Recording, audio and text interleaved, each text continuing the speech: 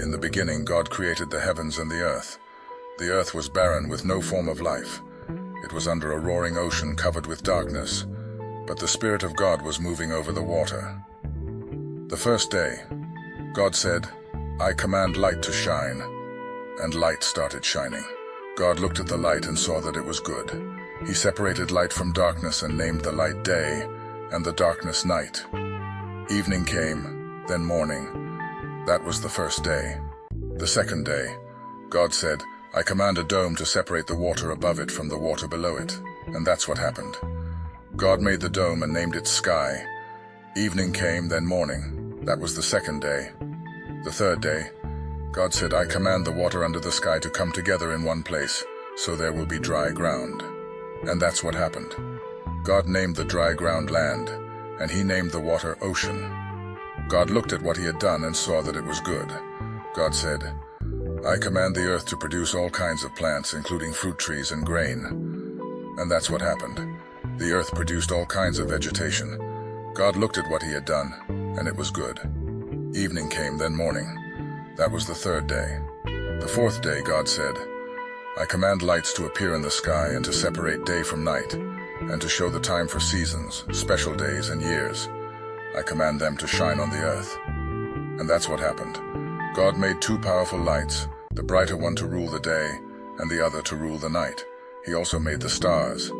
Then God put these lights in the sky to shine on the earth, to rule day and night, and to separate light from darkness. God looked at what he had done, and it was good. Evening came, then morning. That was the fourth day. The fifth day, God said, "I command the ocean to be full of living creatures, and I command birds to fly above the earth." So God made the giant sea monsters and all the living creatures that swim in the ocean. He also made every kind of bird. God looked at what he had done, and it was good. Then he gave the living creatures his blessing. He told the ocean creatures to increase and live everywhere in the ocean, and the birds to increase everywhere on earth. Evening came, then morning. That was the fifth day.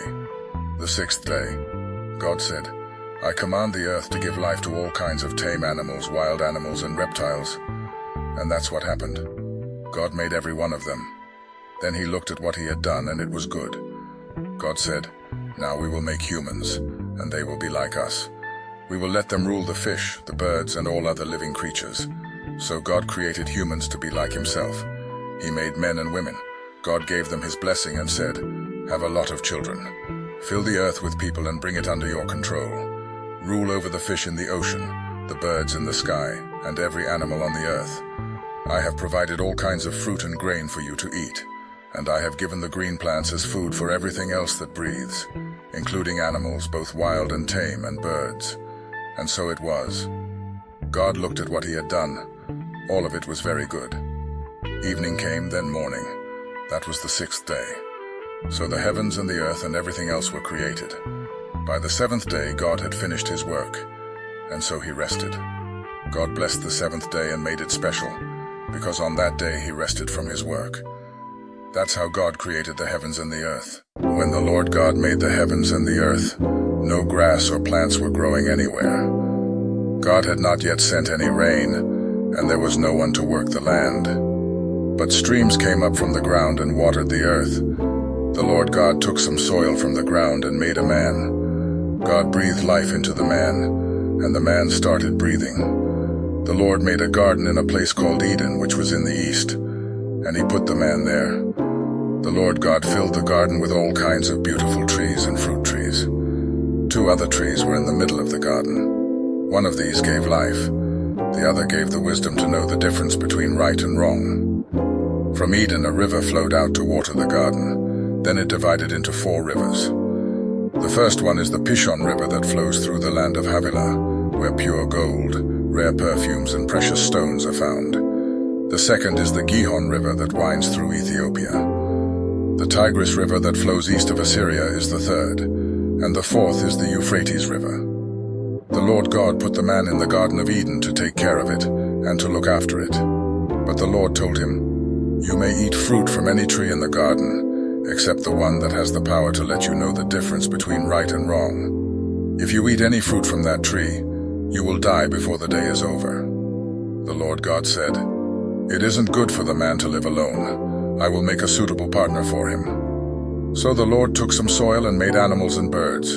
He brought them to the man to see what names he would give each of them. Then the man named the tame animals and the birds and the wild animals. That's how they got their names. None of these was the right kind of partner for the man. So the Lord God made him fall into a deep sleep, and he took out one of the man's ribs. Then after closing the man's side, the Lord made a woman out of the rib. The Lord God brought her to the man, and the man exclaimed, "Here is someone like me. She is part of my body, my own flesh and bones. She came from me, a man, so I will name her woman." That's why a man will leave his own father and mother. He marries a woman, and the two of them become like one person. Although the man and his wife were both naked, they were not ashamed.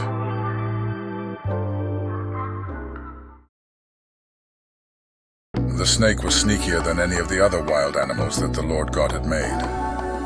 One day it came to the woman and asked, "Did God tell you not to eat fruit from any tree in the garden?" The woman answered, "God said we could eat fruit from any tree in the garden, except the one in the middle. He told us not to eat fruit from that tree or even to touch it. If we do, we will die." "No, you won't," the snake replied. "God understands what will happen on the day you eat fruit from that tree. You will see what you have done, and you will know the difference between right and wrong, just as God does." The woman stared at the fruit.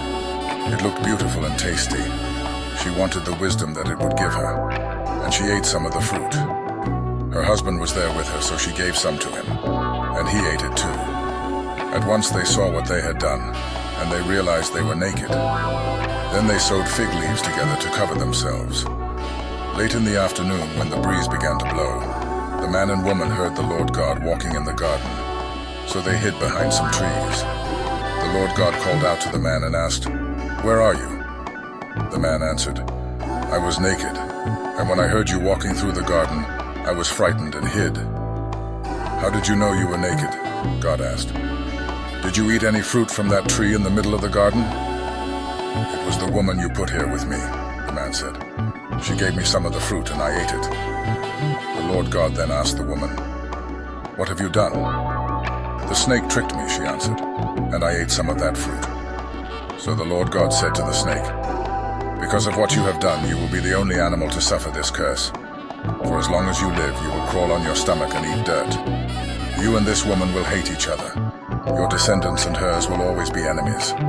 One of hers will strike you on the head, and you will strike him on the heel." Then the Lord God said to the woman, "You will suffer terribly when you give birth, but you will still desire your husband, and he will rule over you." The Lord said to the man, "You listened to your wife and ate the fruit I told you not to eat, and so the ground will be under a curse because of what you did. As long as you live, you will have to struggle to grow enough food. Your food will be plants, but the ground will produce thorns and thistles. You will sweat all your life to earn a living. You were made out of soil, and you will once again turn into soil." The man Adam named his wife Eve because she would become the mother of all who live. Then the Lord God made clothes out of animal skins for the man and his wife. The Lord said, "They now know the difference between right and wrong just as we do. But they must not be allowed to eat fruit from the tree that lets them live forever." So the Lord God sent them out of the Garden of Eden, where they would have to work the ground from which the man had been made. Then God put winged creatures at the entrance to the garden, and a flaming, flashing sword to guard the way to the life-giving tree. Adam and Eve had a son. Then Eve said, "I'll name him Cain because I got him with the help of the Lord." Later she had another son and named him Abel. Abel became a sheep farmer, but Cain farmed the land. One day Cain gave part of his harvest to the Lord, and Abel also gave an offering to the Lord. He killed the firstborn lamb from one of his sheep and gave the Lord the best parts of it. The Lord was pleased with Abel and his offering, but not with Cain and his offering. This made Cain so angry that he could not hide his feelings. The Lord said to Cain, "What's wrong with you? Why do you look so angry? If you had done the right thing, I would have accepted your offering. But you did the wrong thing, and now sin is waiting to attack you like a lion. Sin wants to destroy you, but don't let it." Cain said to his brother Abel, "Let's go for a walk." And when they were out in a field, Cain attacked and killed him. Afterwards the Lord asked Cain, "Where is Abel?" "How should I know?" he answered. "Am I supposed to look after my brother?" Then the Lord said, "Why have you done this terrible thing? You killed your own brother and his blood flowed onto the ground. Now his blood is calling out for me to punish you. And so I'll put you under a curse.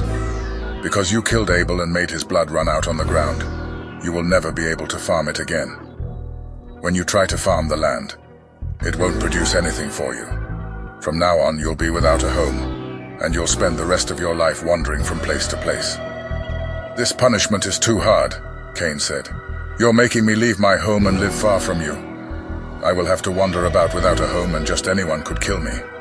"No," the Lord answered.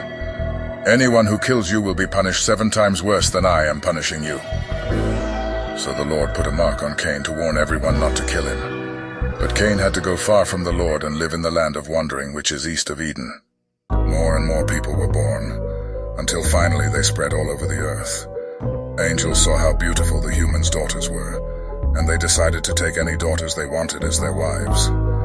Then the Lord said, "I won't let my life-giving breath remain in anyone forever. No one will live for more than 120 years. Whenever the angels would have sex with the humans' daughters, the women bore them children who became giants. They were called Nephilim and lived on the earth at that time and even later. They were well known among people for being warriors. The Lord saw how bad the people on earth were, and that everything they thought and planned was evil. And he said, "I'm going to destroy every person on earth. I'll even wipe out animals, birds, and reptiles. I'm sorry I ever made them." But the Lord was pleased with Noah, and this is the story about him. Noah was the only person who lived right and obeyed God. He had 3 sons, Shem, Ham, and Japheth. They lived at a time when the world had become vile and corrupt. Violence was everywhere. God saw that the earth was in ruins, and he knew why. All people on earth except Noah had lived corrupt lives and ruined God's plans for them. He had to do something. So he told Noah, "I have decided to wipe out all the living creatures I have made because they are spreading violence throughout the earth. Watch, I will destroy them with the earth. I want you to build an ark. Build it out of cypress wood. Make rooms in the ark and cover it inside and outside with tar. Here's how you will do it. Build the ark 450 feet long, 75 feet wide, and 45 feet high. Put a roof on the ark and leave a gap of 18 inches below the roof line for air to circulate. Put the door of the ark in its side, and build it with lower, middle, and upper decks. I'm going to send a flood that will destroy everything that breathes. Nothing will be left alive. But I solemnly promise that you, your wife, your sons, and your daughters-in-law will be kept safe in the boat. Take into the boat with you a male and a female of every kind of animal and bird, as well as a male and a female of every reptile. I don't want them to be destroyed. Store up enough food both for yourself and for them." Noah did everything God told him to do. The Lord told Noah, "Take your whole family with you into the boat, because you are the only one on this earth who pleases me. Take 7 pairs of every kind of animal that can be used for sacrifice, and 1 pair of all others. Also take 7 pairs of every kind of bird with you. Do this so there will always be animals and birds on the earth. 7 days from now I will send rain that will last for 40 days and nights, and I will destroy all other living creatures I have made." Noah was 600 years old when he went into the boat to escape the flood, and he did everything the Lord had told him to do. 7 days later, a flood began to cover the earth. The water under the earth started gushing out everywhere. The sky opened like windows, and rain poured down for 40 days and nights. All this began on the 17th day of the 2nd month of the year. On that day, Noah and his wife went into the boat with their 3 sons, Shem, Ham, and Japheth, and their wives. They took along every kind of animal, tame and wild, including the birds. Noah took a male and a female of every living creature with him, just as God had told him to do. And when they were all in the boat, the Lord closed the door. For 40 days the rain poured down without stopping, and the water became deeper and deeper, until the boat started floating high above the ground. Finally, the mighty flood was so deep that even the highest mountain peaks were about 22 feet below the surface of the water. Not a bird, animal, reptile, or human was left alive anywhere on earth. The Lord destroyed everything that breathed. Nothing was left alive except Noah and the others in the boat. 150 days later, the water started going down. was now 601 years old, and by the first day of that year, almost all the water had gone away. Noah made an opening in the roof of the boat and saw that the ground was getting dry. By the 27th day of the second month, the earth was completely dry. God said to Noah, "You, your wife, your sons, and your daughters-in-law may now leave the boat. Let out the birds, animals, and reptiles, so they can mate and live all over the earth." After Noah and his family had left the boat, the living creatures left in groups of their own kind. God said to Noah and his sons, "I'm going to make a solemn promise to you and to everyone who will live after you. This includes the birds and the animals that came out of the boat. I promise every living creature that the earth and those living on it will never again be destroyed by a flood. The rainbow that I have put in the sky will be my sign to you and to every living creature on earth. It will remind you that I will keep this promise forever. When I send clouds over the earth and a rainbow appears in the sky, I will remember my promise to you and to all other living creatures. Never again will I let floodwaters destroy all life. When I see the rainbow in the sky, I will always remember the promise that I have made to every living creature. The rainbow will be the sign of that solemn promise."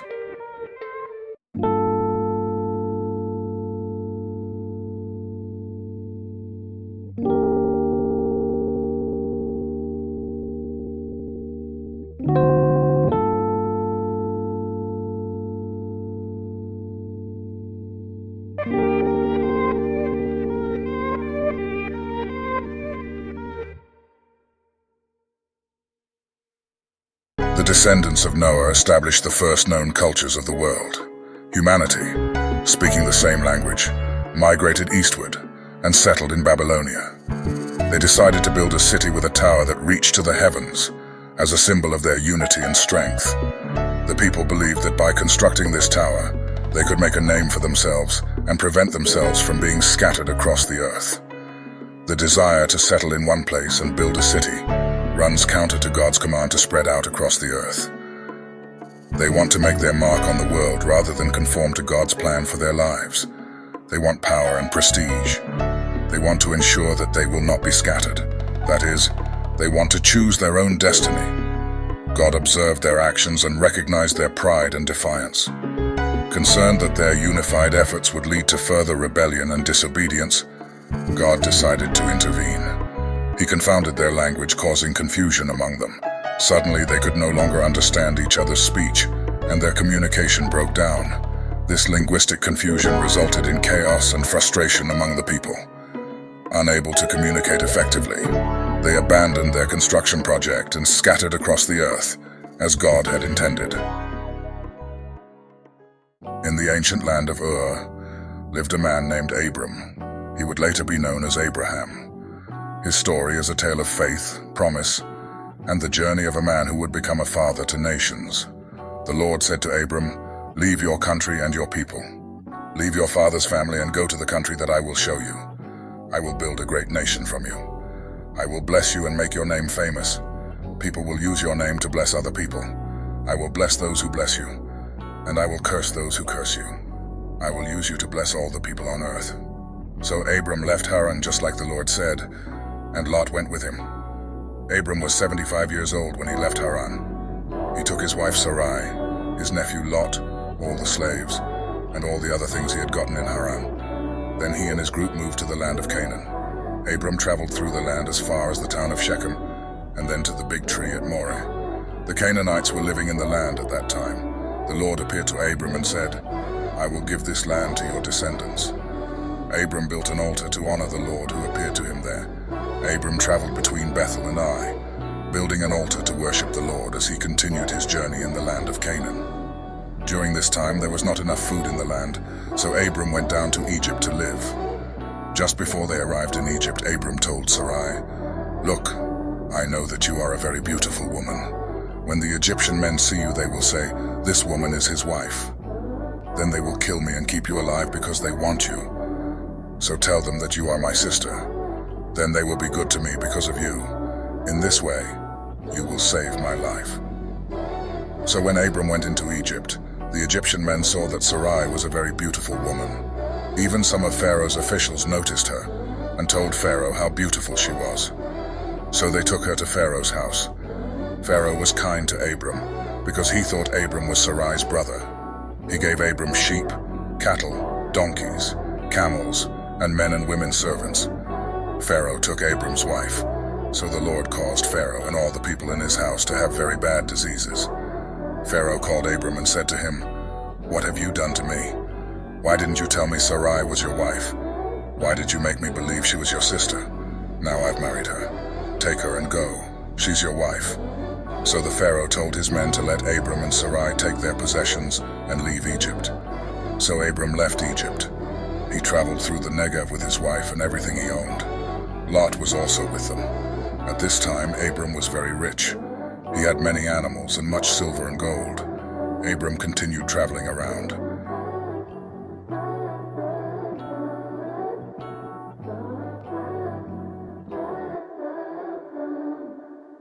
During this time, Lot was also traveling with Abram.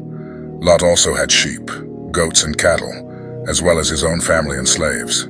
The land was no longer large enough to support both Abram and Lot living together as one household. They each had so many possessions that they just couldn't stay together any longer. The shepherds of Abram and Lot began to argue. Abram said to Lot, "Let's not fight. I don't want there to be any animosity between you and me. After all, we're family, and our men shouldn't be fighting one another. It is time for us to go our separate ways. You choose your land. If you choose east, I'll go west. If you choose west, I'll go east. It's your call." Lot looked and saw the whole Jordan Valley. He saw that there was much water there. So Lot chose to live in the Jordan Valley. The two men separated, and Lot began traveling east. Abram stayed in the land of Canaan, and Lot lived among the cities in the valley. Lot moved as far as Sodom and made his camp there. Given their recent experiences in the famine, Lot chooses the lush, fertile soils of the Jordan Valley for his new home. But as Lot moves his family east, he moves farther from Abram and closer to danger. After Abram and Lot had gone their separate ways, the Lord said to Abram, "Look around to the north, south, east, and west. I will give you and your family all the land you can see. It will be theirs forever. I will give you more descendants than there are specks of dust on the earth, and someday it will be easier to count those specks of dust than to count your descendants. Now walk back and forth across the land, because I'm going to give it to you." Abram took down his tents and went to live near the sacred trees of Mamre at Hebron, where he built an altar in honor of the Lord. After some time passed, 4 kings from the east fought against 5 kings from the Canaan region. The 4 kings defeated the 5 kings, and then took everything of value from Sodom and Gomorrah, including their food supplies. They also captured Abram's nephew Lot, who lived in Sodom. They took him and his possessions and then left. Then one of the men who had escaped the battle went and found Abram. He told Abram what had happened. As soon as Abram heard that his nephew had been taken prisoner, he gathered a company of his most reliable and best-trained men. There were 318 of them, all born in his household, and pursued the enemy as far north as Dan. When he caught up with them, Abram divided up his men, surrounded the enemy, and attacked them during the night. He and his soldiers crushed the invaders and pursued any survivors all the way to Hobah, north of Damascus. After the battle, Abram recovered all the spoils the enemy had taken and brought them back with him. He rescued his nephew Lot and brought him back, along with Lot's possessions and the women, and everyone else who had been captured. After the battle, Abram decided to head back home. On his way home, the king of Sodom went out to meet him in the valley of Shaveh. This is now called King's Valley. The king of Sodom told Abram, "Give me my people who were captured, but you can keep everything else." But Abram said to the king of Sodom, "I promise to the Lord, the God Most High, the one who made heaven and earth. I promise that I will not keep anything that is yours, not even a thread or a sandal strap. I don't want you to say, 'I made Abram rich.' The only thing I will accept is the food that my young men have eaten, but you should give the other men their share. Take what we won in battle, and give some to my friends who helped me in the battle."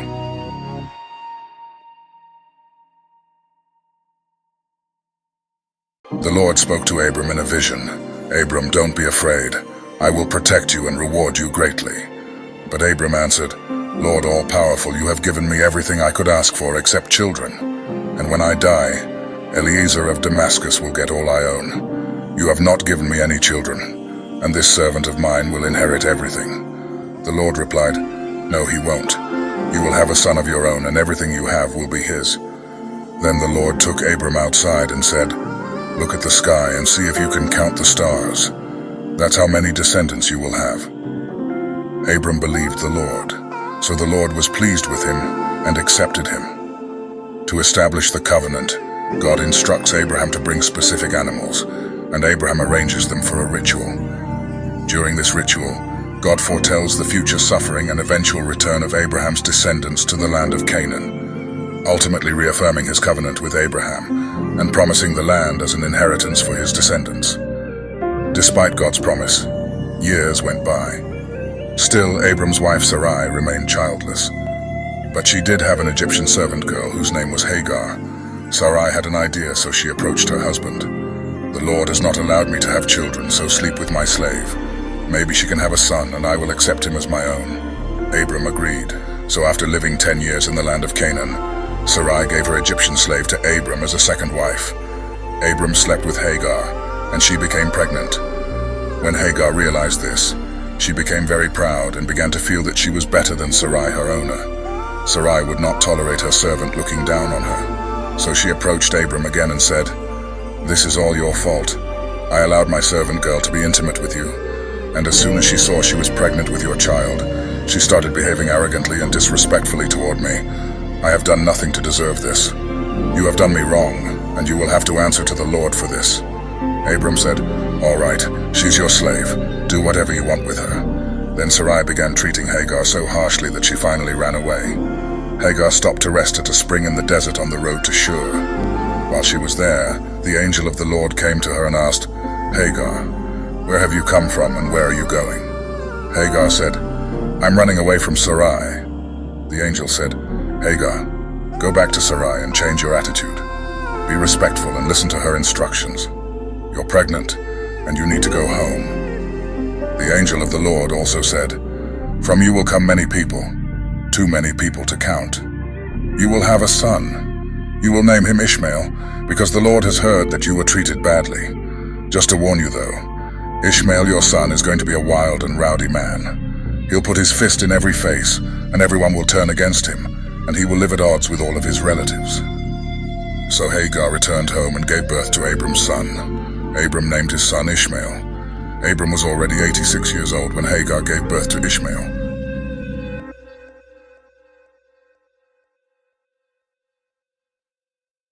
When Abram was 99 years old, God changed Abram's name to Abraham, signifying his role as the father of many nations.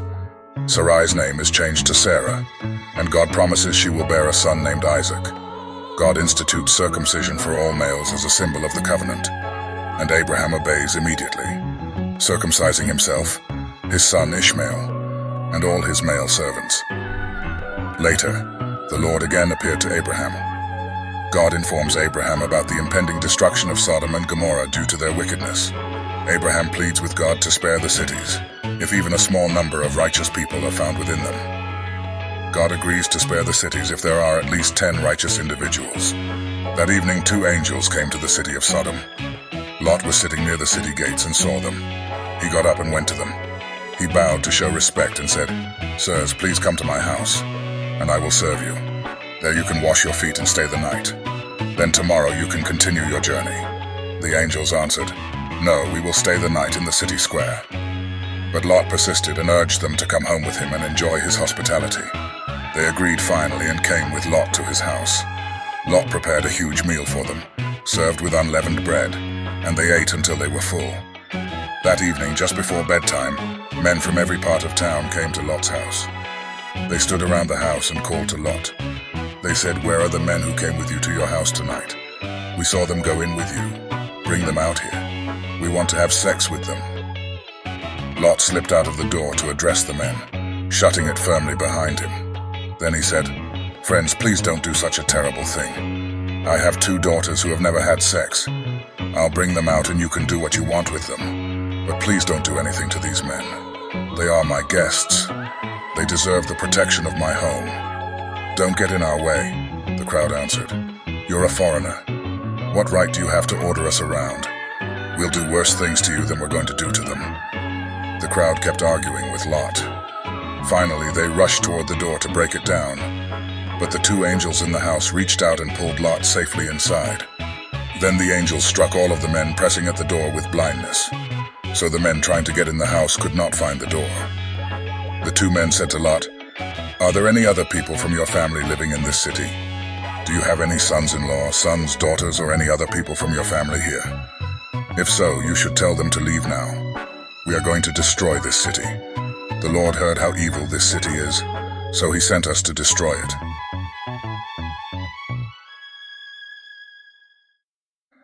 Lot went to the men who were engaged to his daughters and said, "Hurry up and get out of here. The Lord is going to destroy this city." But they thought he was joking and they laughed at him. Early the next morning, the two angels tried to make Lot hurry and leave. They said, "Take your wife and your two daughters and get away from here as fast as you can. If you don't, every one of you will be killed when the Lord destroys the city." Lot answered, "There's a town near here called Zoar. It's only a small place, but my family and I will be safe if you let us go there." "All right, go there," he answered. "As a favor to you, I won't destroy the little city you're talking about. But hurry now. Escape there because I can't do anything until you arrive there safely." Lot and his family arrived in Zoar just as the sun was coming up, and the Lord began to destroy Sodom and Gomorrah. He caused fire and burning sulfur to fall from the sky. He destroyed both cities, along with the other villages and towns in the valley, and all of the people who lived there. Even the vegetation was wiped out. But Lot's wife never made it. She lagged behind her husband and looked back despite the angel's advice, and turned into a pillar of salt. Early the next morning, Abraham got up and went to the place where he stood before the Lord. Abraham looked down into the valley toward the cities of Sodom and Gomorrah. He saw clouds of smoke rising from the land, like smoke from a furnace. When God destroyed the cities of the valley where Lot lived, he remembered his promise to Abraham and saved Lot from the terrible destruction. Lot was afraid to stay in Zoar, so he and his two daughters went to live in the mountains in a cave. One day the older daughter said to the younger, "Everywhere on the earth men and women marry and have a family, but our father is old, and there are no men around here to give us children. So let's get our father drunk with wine. Then we can have sex with him. That way, we can use our father to keep our family alive." The next day, the older daughter said to the younger daughter, "I did it. I slept with our father last night. Now it's your turn. Let's get him drunk again tonight. Then you go in and sleep with him too. That way we'll both have children through our father to ensure our family will not come to an end." So that night, the two girls got their father drunk with wine. Then the younger daughter went and had sexual relations with him. But once again, he was too drunk even to know she was there. That's how Lot's two daughters had children. The older daughter named her son Moab, who is the ancestor of the Moabites. The younger daughter named her son Benami, and he is the ancestor of the Ammonites.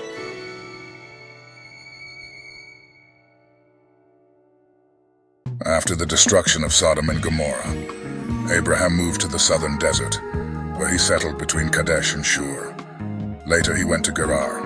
Since he was living in Gerar as a foreigner, Abraham once again told everyone that his wife Sarah was his sister. So King Abimelech of Gerar had Sarah brought to him. But God came to Abimelech in a dream and said, "You have taken a married woman into your home, and for this you will die." Abimelech said to the Lord, "Don't kill me. I haven't slept with Sarah. Didn't they say they were brother and sister? I am completely innocent." Then God said to Abimelech in a dream, "Yes, I know that you are innocent, and that you did not know what you were doing. I saved you. I did not allow you to sin against me. I was the one who did not allow you to sleep with her. So give Abraham his wife again. He is a prophet. He will pray for you, and you will live. But if you don't give Sarah back to him, I promise that you will die, and all your family will die with you." So very early the next morning, Abimelech called all his servants and told them about the dream. The servants were very afraid. Then Abimelech called Abraham and said to him, "Why have you done this to us? What wrong did I do to you? Why did you lie and say that she was your sister? You brought great trouble to my kingdom. You should not have done this to me. What were you afraid of? Why did you do this to me?" Abraham answered, "I did it because I didn't think any of you respected God, and I was sure that someone would kill me to get my wife. Besides, she is my half-sister. We have the same father but different mothers. When God made us leave my father's home and start wandering, I told her, If you really love me, then tell everyone that I am your brother." After Abimelech had given Abraham some sheep, cattle, and slaves, he sent Sarah back and told Abraham he could settle anywhere in his country. Then he said to Sarah, "I have given your brother 1,000 pieces of silver as proof to everyone that you have done nothing wrong." Meanwhile, God had kept Abimelech's wife and slaves from having children. But Abraham prayed, and God let them start having children again. After living in Gerar for a year, Abraham and Sarah had a son, and they named him Isaac.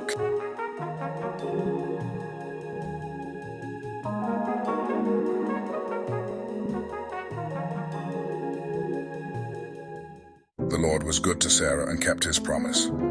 Although Abraham was very old, Sarah had a son exactly at the time God had said. Abraham named his son Isaac, and when the boy was 8 days old, Abraham circumcised him just as God had commanded. Abraham was 100 years old when his son Isaac was born. Sarah said, "God has made me happy, and everyone who hears about this will be happy with me. No one thought that I, Sarah, would be able to have Abraham's child, but I have given Abraham a son even though he is old." Isaac continued to grow, and soon he was old enough to begin eating solid food. So Abraham threw a big party, but a damper was put on the day when Sarah saw Ishmael the son of Hagar, laughing and teasing her son. Sarah said to Abraham, "Get rid of that slave woman and her son. Send them away. When we die, our son Isaac will get everything we have. I don't want that slave woman's son sharing these things with my son Isaac." This upset Abraham very much. He was worried about his son Ishmael. But God said to Abraham, "Don't worry about the boy and the slave woman. Do what Sarah wants. Your descendants will be those who come through Isaac, but I will also bless the son of your slave woman. He is your son, so I will make a great nation from his family also." Early the next morning, Abraham took some food and water and gave them to Hagar. She carried them and left with her boy. She left that place and wandered in the desert of Beersheba. After some time, when all their drinking water was gone, Hagar put her son under a bush. Then she walked a short distance away and sat down. She thought her son would die because there was no water. She did not want to watch him die. She sat there and began to cry. God heard the boy crying, and God's angel called to Hagar from heaven, "Hagar, don't be afraid. God has heard the boy crying there." He said, "Go help the boy. Hold his hand and lead him. I will make him the father of many people." Then God allowed Hagar to see a well of water. So she went to the well and filled her bag with water. Then she gave water to the boy to drink. God continued to be with the boy while he grew up. Ishmael lived in the desert and became a hunter. He learned to shoot a bow very well. His mother found a wife for him in Egypt. They continued to live in the Paran desert.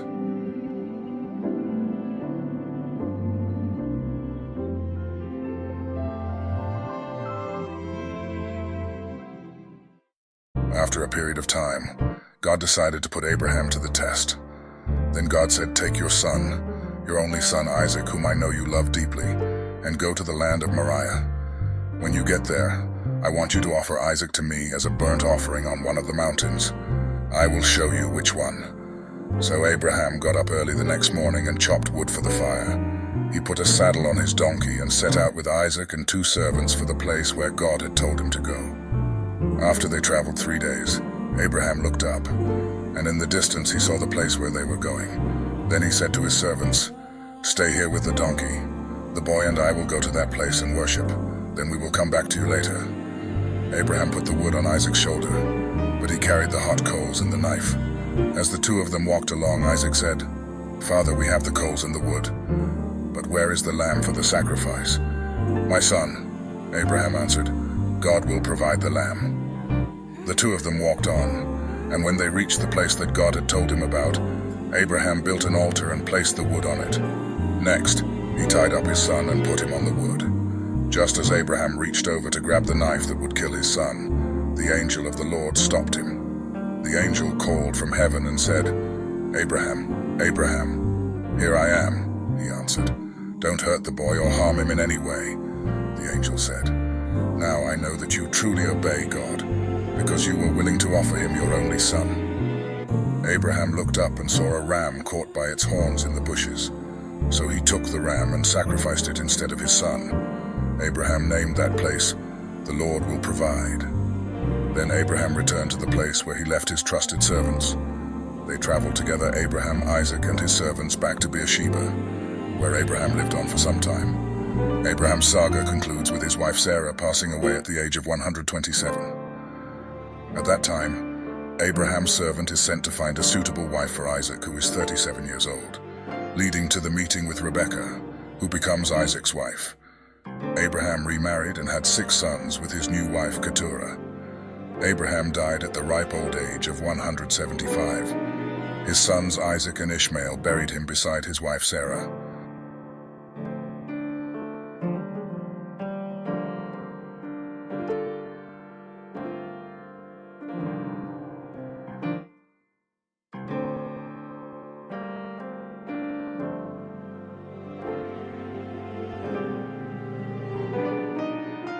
Isaac was the son of Abraham, and he was 40 years old when he married Rebekah.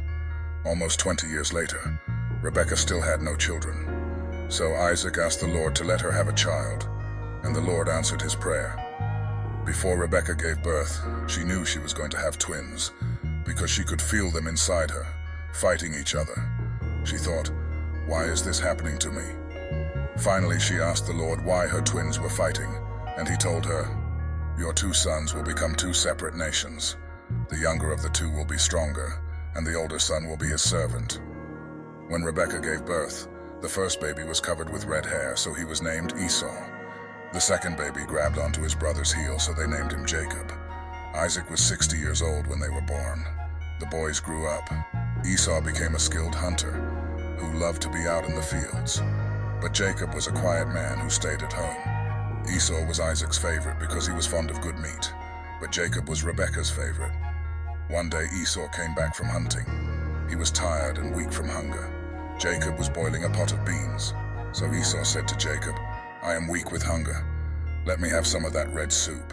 Jacob replied, "Sell me your rights as the firstborn son." "I'm about to die," Esau answered. "What good will those rights do me?" But Jacob said, "Promise me your birthrights here and now." And that's what Esau did. Jacob then gave Esau some bread and some of the bean stew. When Esau had finished eating and drinking, he just got up and left, showing how little he thought of his rights as the firstborn, which usually came with inheriting the largest amount of property, as well as the leadership of the family. When Esau was 40 years old, he married 2 Hittite women. These marriages made Isaac and Rebekah very unhappy. When Isaac grew old, his eyes were so bad he could see only shadows. He called in his firstborn son Esau and said, "I am old and might die at any time. So take your bow and arrows and go hunting. Kill an animal for me to eat. Prepare the food that I love. Bring it to me and I will eat it. Then I will bless you before I die." Rebekah had been listening, and as soon as Esau left to go hunting, she said to Jacob, "I heard your father tell Esau to kill a wild animal and cook some tasty food for him before he dies. Your father said this because he wants to bless your brother with the Lord as his witness. Now, my son, listen carefully to what I want you to do.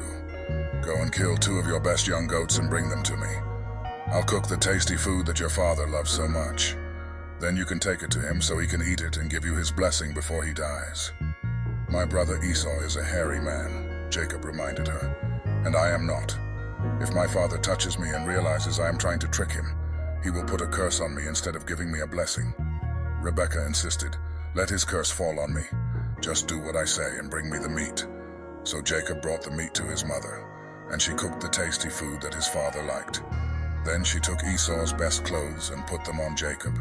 She also covered the smooth part of his hands and neck with goatskins, and gave him some bread and the tasty food she had cooked. Jacob disguises himself as his brother Esau to receive his father Isaac's blessing. Despite Isaac's initial suspicion due to Jacob's voice, the deception is successful, and Isaac unknowingly blesses Jacob with prosperity and dominion. As Jacob departs after receiving the blessing, Esau returns with the food for his father, and they both realize the deception. Esau pleads with his father Isaac to bless him, but Isaac explains that he was deceived and has unknowingly blessed Jacob. Esau weeps bitterly and asks if there is any blessing left for him. Isaac blesses Esau with a promise of prosperity, but foretells that he will serve his brother Jacob and eventually break free from that servitude. Esau harbors intense resentment against Jacob for stealing the blessing. Esau planned to kill Jacob after Isaac's death, prompting Rebekah to advise Jacob to flee to her brother Laban's house until Esau stopped being angry.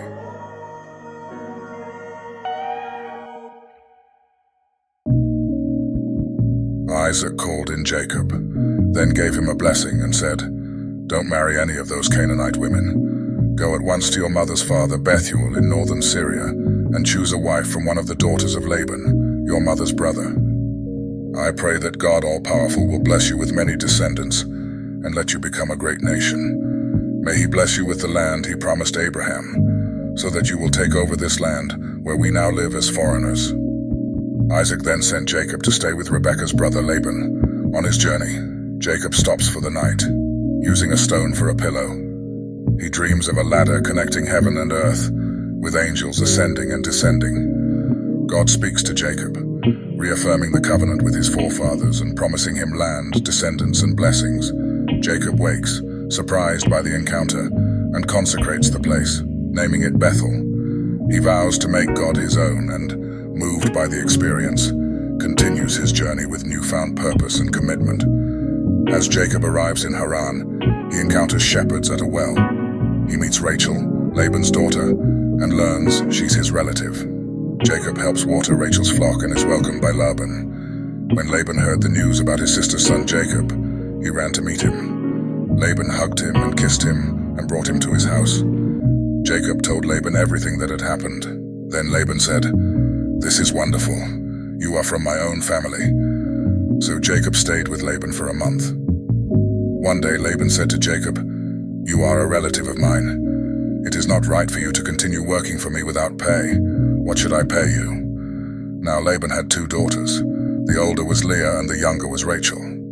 Leah was average at best, but Rachel was beautiful.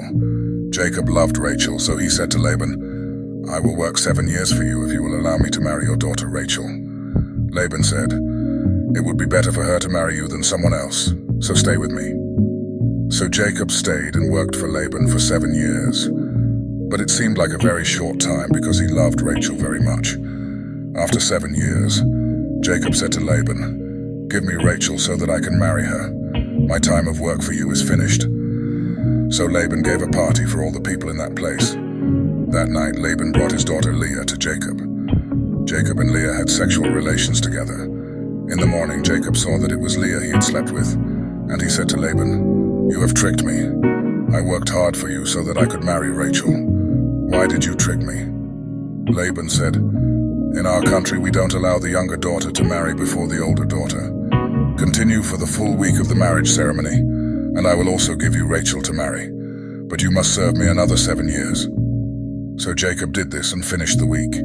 Then Laban gave him his daughter Rachel as a wife. And Jacob loved Rachel more than Leah. Jacob worked for Laban for another 7 years.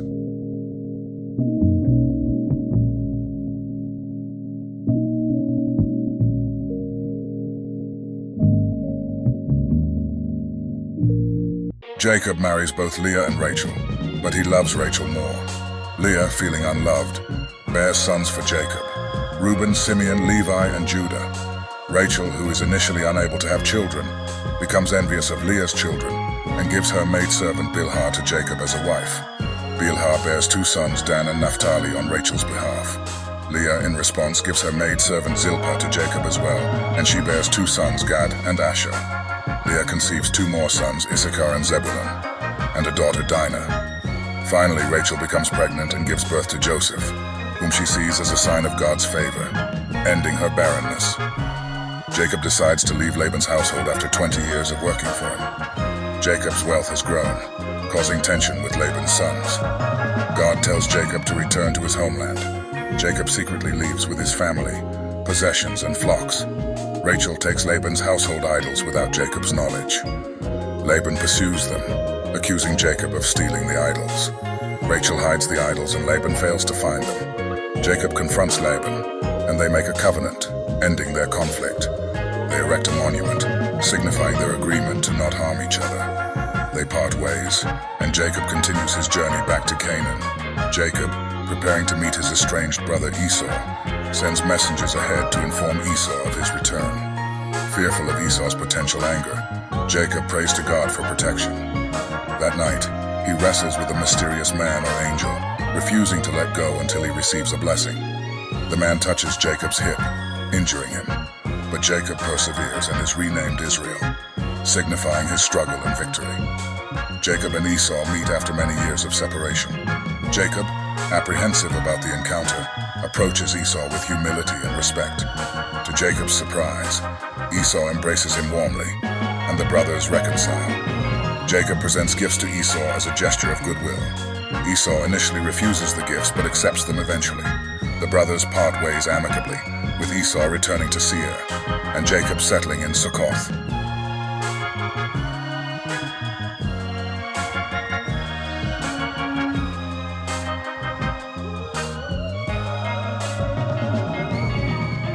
Dinah, the daughter of Jacob and Leah, went to visit some of the women who lived nearby. She was seen by Shechem, the son of Hamor the Hivite, who ruled that area. Shechem took Dinah and raped her, but he was so attracted to her that he fell in love and began expressing his feelings to her. Shechem even asked his father to arrange for him to marry her. Now Jacob found out that Shechem had dishonored and raped his daughter Dinah, but at the time, all of his sons were out in the field working with the livestock. So Jacob stayed calm and did not react until they came back. Meanwhile, Hamor, Shechem's father, had come to speak with Jacob to arrange a marriage as Jacob's sons were coming in from work. When they learned what happened to their sister, they became furiously angry. Hamor said to Jacob and his sons, "My son Shechem really loves Dinah. Please let him marry her. Why don't you start letting your families marry into our families and ours marry into yours? You can share this land with us. Move freely about until you find the property you want. Then buy it and settle down here." Shechem added, "Do this favor for me, and I'll give whatever you want. Ask anything, no matter how expensive. I'll do anything, just let me marry Dinah." Jacob's sons were still angry that Shechem had defiled their sister Dinah, so they answered him and his father Hamor deceitfully, "We can't agree to this arrangement. To give our sister to someone who isn't circumcised would bring shame on all of us. But we will let you marry her, if you and the other men in your tribe agree to be circumcised. Then your families can marry into ours, and ours can marry into yours, and we can live together like one nation. But if you don't agree to be circumcised, we'll take Dinah and leave this place." Hamor and his son Shechem were willing to go along with the demand. Shechem was the most respected person in his family, and he was so in love with Dinah that he hurried off to get everything done. The two men met with the other leaders of their city and told them, "These people really are friendly. Why not let them move freely about until they find the property they want? There's enough land here for them and for us. Then our families can marry into theirs, and theirs can marry into ours. But there is one thing that all our men must agree to do. They must agree to be circumcised as they are. If we do this, we will become rich from all their cattle and other animals. We should make this agreement with them so that they will stay here with us." Every grown man followed this advice and got circumcised. 3 days later, when the men of the city were still in pain, two of Jacob's sons, Dinah's brothers Simeon and Levi, took their swords and attacked the unsuspecting people of the city, killing all of the men. They killed Hamor and his son Shechem with the sword as well. They took Dinah out of Shechem's house, where she had remained during the negotiations, and then went away. Jacob's other sons saw those who were killed, and they plundered the city. All of this was done in anger, because it was here that their sister had been assaulted. They took all of the flocks, herds, donkeys, and whatever was in the city and the field, all of their wealth, all of their children, and all of their wives. Everything they could find in the houses they plundered and made it their own. But Jacob said to Simeon and Levi, "You have caused me a lot of trouble. All the people in this place will hate me. All the Canaanites and the Perizzites will turn against me. There are only a few of us. If the people in this place gather together to fight against us, I will be destroyed, and all our people will be destroyed with me." But the brothers said, "Should we let these people treat our sister like a prostitute? They were wrong to do that to our sister."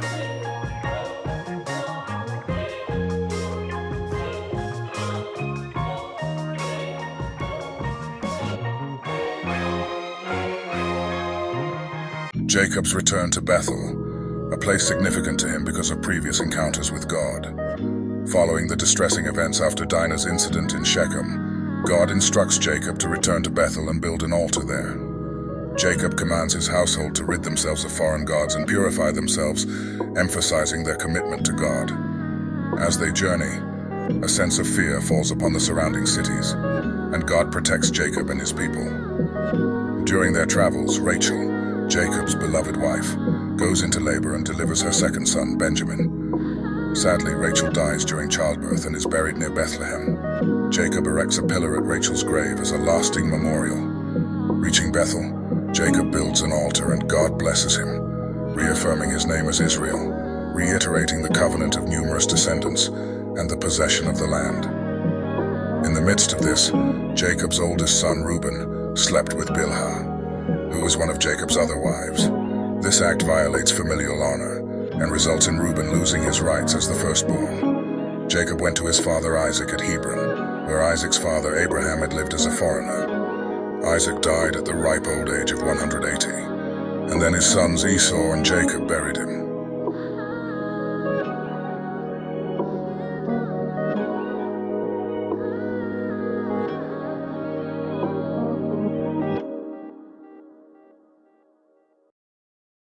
Jacob stayed and lived in the land of Canaan.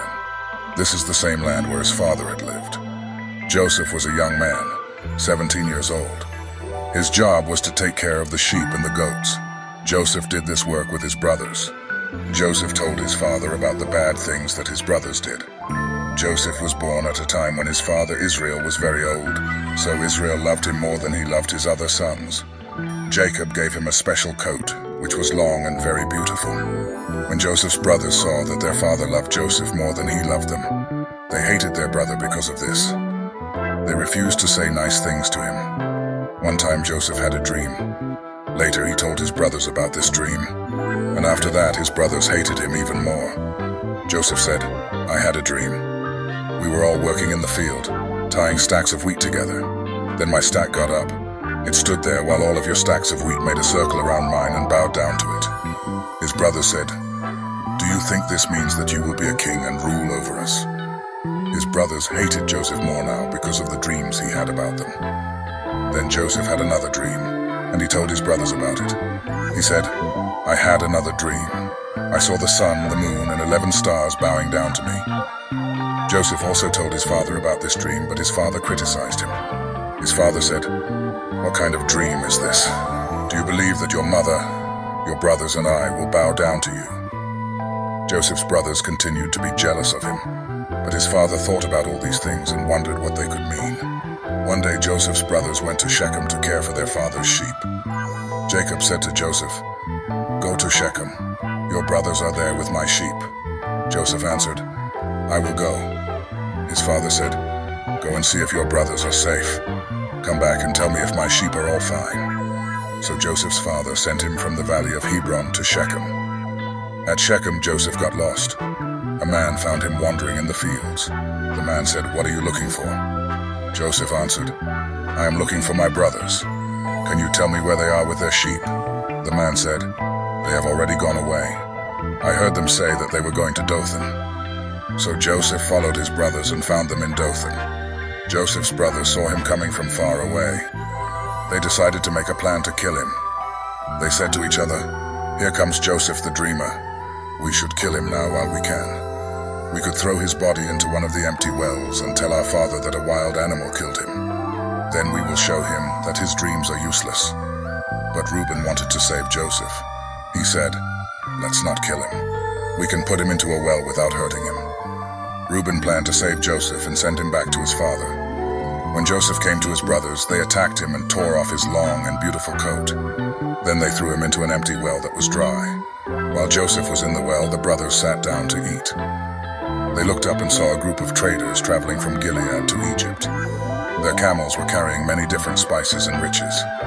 So Judah said to his brothers, "What profit will we get if we kill our brother and hide his death? We will profit more if we sell him to these traders. Then we will not be guilty of killing our own brother." The other brothers agreed. When the Midianite traders came by, the brothers took Joseph out of the well and sold him to the traders for 20 pieces of silver. The traders took him to Egypt. Reuben had been gone, but when he came back to the well, he saw that Joseph was not there. He tore his clothes to show that he was upset. Reuben went to the brothers and said, "The boy is not in the well. What will I do?" The brothers killed a goat and put the goat's blood on Joseph's beautiful coat. Then the brothers showed the coat to their father. And the brothers said, "We found this coat. Is this Joseph's coat?" His father saw the coat and knew that it was Joseph's. He said, "Yes, that is his. Maybe some wild animal has killed him. My son Joseph has been eaten by a wild animal." Jacob was so sorry about his son that he tore his clothes. Then Jacob put on special clothes to show that he was sad. He continued to be sad about his son for a long time. All of Jacob's sons and daughters tried to comfort him, but Jacob was never comforted. He said, "I will be sad about my son until the day I die." So Jacob continued to mourn his son Joseph. The Midianite traders later sold Joseph in Egypt. They sold him to Potiphar, an officer of the king of Egypt and the captain of his palace guards.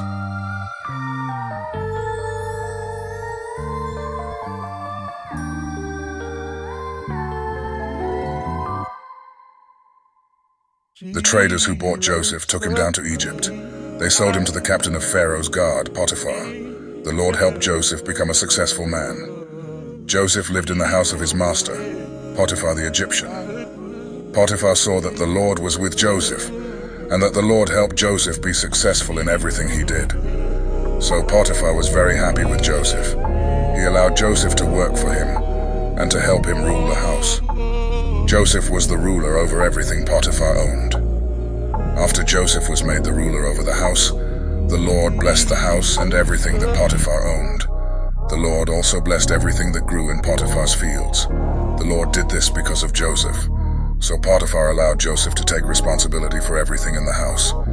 Potiphar didn't have to worry about anything except deciding what to eat. Joseph was a very handsome, good-looking man. After some time, the wife of Joseph's master began to pay special attention to him. One day she said to him, "Sleep with me." But Joseph refused. He said, "My master trusts me with everything in his house. He has given me responsibility for everything here. My master has made me almost equal to him in his house. I cannot sleep with his wife. That is wrong. It is a sin against God." The woman talked with Joseph every day, but he refused to sleep with her. One day Joseph went into the house to do his work. He was the only man in the house at the time. His master's wife grabbed his coat and said to him, "Come to bed with me." But Joseph ran out of the house so fast that he left his coat in her hand. The woman saw that Joseph had left his coat in her hand and had run out of the house. When this happened, she called in her servants and said, "Look, this Hebrew has come just to make fools of us. He tried to rape me, but I screamed for help. And when he heard me scream, he ran out of the house, leaving his coat with me." Potiphar's wife kept Joseph's coat until her husband came home. Then she said, "That Hebrew slave of yours tried to rape me, but when I screamed for help, he left his coat and ran out of the house." Joseph's master listened to what his wife said, and he became very angry. So Potiphar put Joseph into the prison where the king's enemies were held, and that is where Joseph remained. The Lord was with Joseph, and continued to show his kindness to him. So the commander of the prison guards began to like Joseph. The commander of the guards put Joseph in charge of all the prisoners. Joseph was their leader, but he still did the same work they did. The commander of the guards trusted Joseph with everything that was in the prison. This happened because the Lord was with Joseph. The Lord helped Joseph be successful in everything he did. While Joseph was in prison, both the king's personal servant and his chief cook made the king angry. So he had them thrown into the same prison with Joseph. They spent a long time in prison, and the official in charge of the palace guard team made Joseph their servant. One night each of the two men had a dream, but their dreams had different meanings. The next morning, when Joseph went to see the men, he could tell they were upset, and he asked, "Why are you so worried today?" "We each had a dream last night," they answered, "and there is no one to tell us what they mean." Joseph replied, "Doesn't God know the meaning of dreams? Now tell me what you dreamed." The king's personal servant told Joseph, "In my dream I saw a vine with 3 branches. As soon as it budded, it blossomed, and its grapes became ripe. I held the king's cup and squeezed the grapes into it. Then I gave the cup to the king." Joseph said, "This is the meaning of your dream.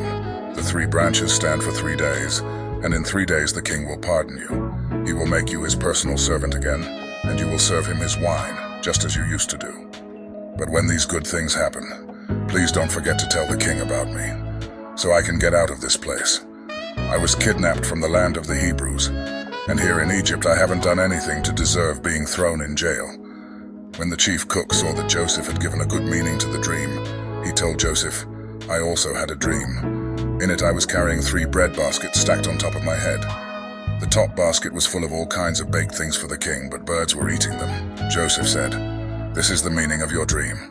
The 3 baskets are 3 days, and in 3 days the king will cut off your head. He will hang your body on a pole, and birds will come and peck at it." 3 days later, while the king was celebrating his birthday with a dinner for his officials, he sent for his personal servant and the chief cook. He put the personal servant back in his old job and had the cook put to death. Everything happened just as Joseph had said it would, but the king's personal servant completely forgot about Joseph. 2 years later, the king of Egypt dreamed he was standing beside the Nile River. Suddenly, 7 fat, healthy cows came up from the river and started eating grass along the bank. Then 7 ugly, skinny cows came up out of the river and ate the fat, healthy cows. When this happened, the king woke up. The king went back to sleep and had another dream.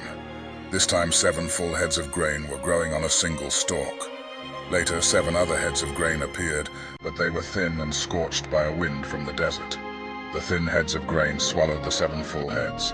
Again the king woke up, and it had only been a dream. The next morning the king was upset, so he called in his magicians and wise men and told them what he had dreamed. None of them could tell him what the dreams meant. The king's personal servant said, "Now I remember what I was supposed to do. When you were angry with me and your chief cook, you threw us both in jail in the house of the captain of the guard. One night we both had dreams, and each dream had a different meaning. A young Hebrew, who was a servant of the captain of the guard, was there with us at the time. When we told him our dreams, he explained what each of them meant, and everything happened just as he said it would. I got my job back and the cook was put to death. The king sent for Joseph, who was quickly brought out of jail. He shaved, changed his clothes, and went to the king. The king said to him, "I had a dream, yet no one can explain what it means. I am told that you can interpret dreams." "Your Majesty," Joseph answered, "I can't do it myself, but God can give a good meaning to your dreams." The king told Joseph about his 2 dreams. Joseph replied, "Your Majesty, both of your dreams mean the same thing, and in them, God has shown what he is going to do. The 7 good cows stand for 7 years, and so do the 7 good heads of grain. The 7 skinny, ugly cows that came up later also stand for 7 years, as do the 7 bad heads of grain that were scorched by the desert wind. The dreams mean there will be 7 years when there won't be enough grain. It is just as I said, God has shown what he intends to do. For 7 years, Egypt will have more than enough grain, but that will be followed by 7 years when there won't be enough. The good years of plenty will be forgotten, and everywhere in Egypt people will be starving.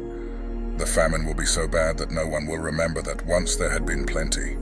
God has given you 2 dreams to let you know that he has definitely decided to do this, and that he will do it soon. Your Majesty, you should find someone who is wise and will know what to do, so that you can put him in charge of all Egypt. Then appoint some other officials to collect 1/5 of every crop harvested in Egypt during the 7 years when there is plenty. Give them the power to collect the grain during those good years, and to store it in your cities. It can be stored until it is needed during the 7 years, when there won't be enough grain in Egypt. This will keep the country from being destroyed because of the lack of food." The king and his officials liked this plan. So the king said to them, "Who could possibly handle this better than Joseph? After all, the Spirit of God is with him." The king told Joseph, "God is the one who has shown you these things. No one else is as wise as you are or knows as much as you do. I'm putting you in charge of my palace, and everybody will have to obey you. No one will be over you except me. You are now governor of all Egypt." Then the king took off his royal ring and put it on Joseph's finger. He gave him fine clothes to wear and placed a gold chain around his neck. He also let him ride in the chariot next to his own, and people shouted, "Make way for Joseph." So Joseph was governor of Egypt. The king told Joseph, "Although I'm king, no one in Egypt is to do anything without your permission." Joseph was 30 when the king made him governor, and he went everywhere for the king. For 7 years there were big harvests of grain. Joseph collected and stored up the extra grain in the cities of Egypt near the fields where it was harvested. Joseph was married and had 2 sons before the famine began. Egypt's 7 years of plenty came to an end, and the 7 years of famine began just as Joseph had said. There was not enough food in other countries, but all over Egypt there was plenty.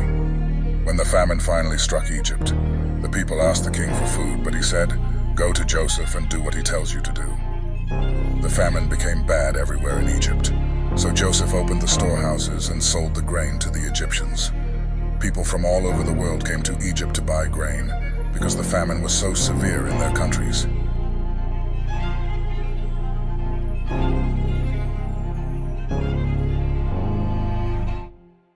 When Jacob found out there was grain in Egypt, he said to his sons, "Why are you just sitting here staring at one another? I have heard there is grain in Egypt. Go down and buy some so we won't starve to death." 10 of Joseph's brothers went to Egypt to buy grain, but Jacob did not send Joseph's younger brother Benjamin with them. He was afraid that something might happen to him. So Jacob's sons joined others from Canaan who were going to Egypt because of the terrible famine. Since Joseph was governor of Egypt and in charge of selling grain, his brothers came to him and bowed with their faces to the ground. They did not recognize Joseph, but at once he knew who they were, though he pretended not to know. Instead, he spoke harshly and asked, "Where do you come from?" "From the land of Canaan," they answered. "We've come here to buy grain." Joseph remembered what he had dreamed about them and said, "You're spies. You've come here to find out where our country is weak." "No, sir," they replied. "We're your servants, and we have only come to buy grain. We're honest men and we come from the same family. We're not spies." "That isn't so," Joseph insisted. "You've come here to find out where our country is weak." But they explained, "Sir, we come from a family of 12 brothers. The youngest is still with our father in Canaan, and one of our brothers is dead." Joseph replied, "It's like I said. You're spies, and I'm going to find out the truth. I swear by the life of the king that you won't leave this place until your youngest brother comes here.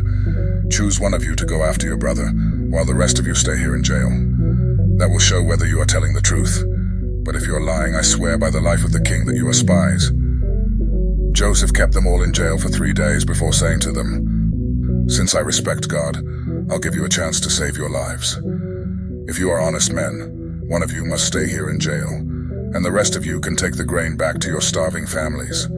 But you must bring your youngest brother to me. Then I'll know that you are telling the truth, and you won't be put to death." Joseph's brothers agreed and said to one another, "We're being punished because of Joseph. We saw the trouble he was in, but we refused to help him when he begged us. That's why these terrible things are happening." Reuben spoke up, "Didn't I tell you not to harm the boy? But you wouldn't listen, and now we have to pay the price for killing him." They did not know that Joseph could understand them, since he was speaking through an interpreter. Joseph turned away from them and cried, but soon he turned back and spoke to them again. Then he had Simeon tied up and taken away while they watched. Joseph gave orders for his brothers' grain sacks to be filled with grain, and for their money to be put in their sacks. He also gave orders for them to be given food for their journey home. After this was done, they each loaded the grain on their donkeys and left. When they stopped for the night, one of them opened his sack to get some grain for his donkey, and at once he saw his money bag. "Here's my money," he told his brothers. "Right here in my sack."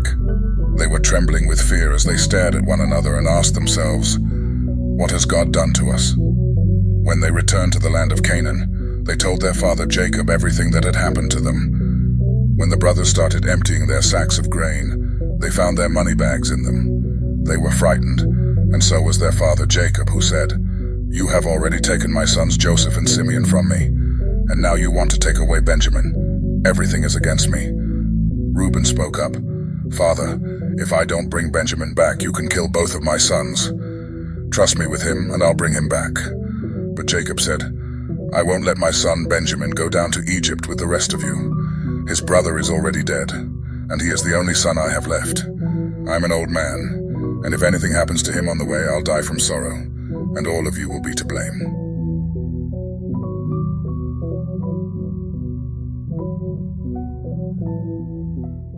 The famine in Canaan got worse, until finally, Jacob's family had eaten all the grain they had bought in Egypt.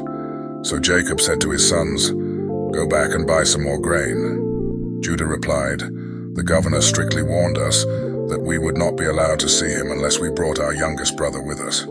If you let us take Benjamin along, we will go and buy grain. But we won't go without him." Jacob asked, "Why did you cause me so much trouble by telling the governor you had another brother?" They answered, "He asked a lot of questions about us and our family. He wanted to know if you were still alive, and if we had any more brothers. All we could do was answer his questions. How could we know he would tell us to bring along our brother?" Then Judah said to his father, "Let Benjamin go with me, and we will leave at once, so that none of us will starve to death. I promise to bring him back safely, and if I don't, you can blame me as long as I live. If we had not wasted all this time, we could already have been there and back twice." Their father said, "If Benjamin must go with you, take the governor a gift of some of the best things from our own country, such as perfume, honey, spices, pistachio nuts, and almonds. Also take along twice the amount of money for the grain, because there must have been some mistake when the money was put back in your sacks. Take Benjamin with you and leave at once. When you go in to see the governor, I pray that God All-Powerful will be good to you, and that the governor will let your other brother and Benjamin come back home with you. But if I must lose my children, I suppose I must." The brothers took the gifts, twice the amount of money and Benjamin. Then they hurried off to Egypt. When they stood in front of Joseph, he saw Benjamin and told the servant in charge of his house, "Take these men to my house, slaughter an animal and cook it, so they can eat with me at noon." The servant did as he was told and took the brothers to Joseph's house. But on the way they got worried and started thinking, "We are being taken there because of the money that was put back in our sacks last time. He will arrest us, make us his slaves, and take our donkeys." So when they arrived at Joseph's house, they said to the servant in charge, "Sir, we came to Egypt once before to buy grain, but when we stopped for the night, we each found in our grain sacks the exact amount we had paid. We have brought that money back, together with enough money to buy more grain. We don't know who put the money in our sacks." "It's all right," the servant replied. "Don't worry. The God you and your father worship must have put the money there, because I received your payment in full." Then he brought Simeon out to them. The servant took them into Joseph's house and gave them water to wash their feet. He also tended their donkeys. The brothers got their gifts ready to give to Joseph at noon, since they had heard they were going to eat there. When Joseph came home, they gave him the gifts they had brought, and they bowed down to him. After Joseph had asked how they were, he said, "What about your elderly father? Is he still alive?" They answered, "Your servant, our father, is still alive and well." And again they bowed down to Joseph. When Joseph looked around and saw his brother Benjamin, he said, "This must be your youngest brother, the one you told me about. God bless you, my son." Then, because of his love for Benjamin, he rushed off to his room and cried. After washing his face and returning, he was able to control himself and said, "Serve the meal." Joseph was served at a table by himself, and his brothers were served at another. The Egyptians sat at yet another table, because Egyptians felt it was disgusting to eat with Hebrews. To the surprise of Joseph's brothers, they were seated in front of him according to their ages, from the oldest to the youngest. They were served food from Joseph's table, and Benjamin was given 5 times as much as each of the others. So Joseph's brothers ate and drank with him and had a good time.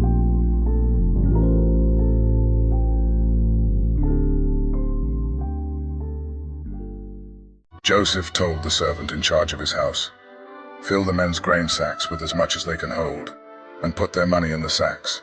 Also put my silver cup in the sack of the youngest brother." The servant did as he was told. Early the next morning, the men were sent on their way with their donkeys, but they had not gone far from the city when Joseph told the servant, "Go after those men. When you catch them, say, 'My master has been good to you, so why have you stolen his silver cup?' Not only does he drink from his cup, but he also uses it to learn about the future. You have done a terrible thing." Joseph sends his steward to catch up with them and accuse them of theft. The brothers vehemently deny the accusation, offering to submit to punishment if the cup is found in their possession. The steward searches their sacks, starting with the eldest brother and ending with Benjamin, where the cup is discovered. Distressed, the brothers return to Joseph's house. where they plead for mercy. Joseph told them, "I would never punish all of you. Only the one who was caught with the cup will become my slave. The rest of you are free to go home to your father." Judah went over to Joseph and said, "Sir, you have as much power as the king himself, and I am only your slave. Please don't get angry if I speak. You asked us if our father was still alive, and if we had any more brothers. So we told you our father is a very old man. In fact, he was already old when Benjamin was born. Benjamin's brother is dead. Now Benjamin is the only one of the two brothers who is still alive, and our father loves him very much. You ordered us to bring him here so you could see him for yourself.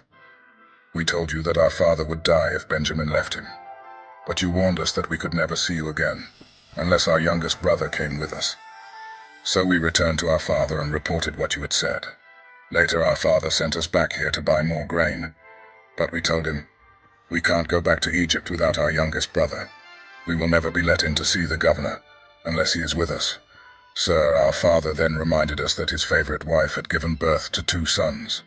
One of them was already missing, and had not been seen for a long time.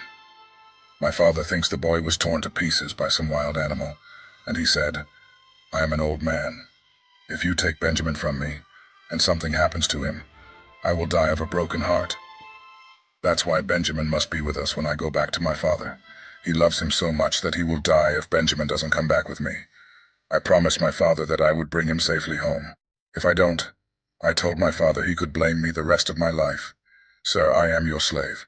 Please let me stay here in place of Benjamin and let him return home with his brothers. How can I face my father if Benjamin isn't with me? I couldn't bear to see my father in such sorrow.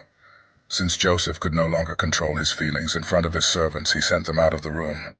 When he was alone with his brothers, he told them, I am Joseph.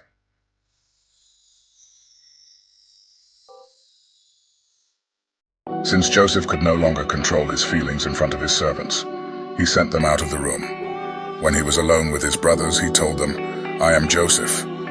Then he cried so loudly that the Egyptians heard him and told about it in the king's palace.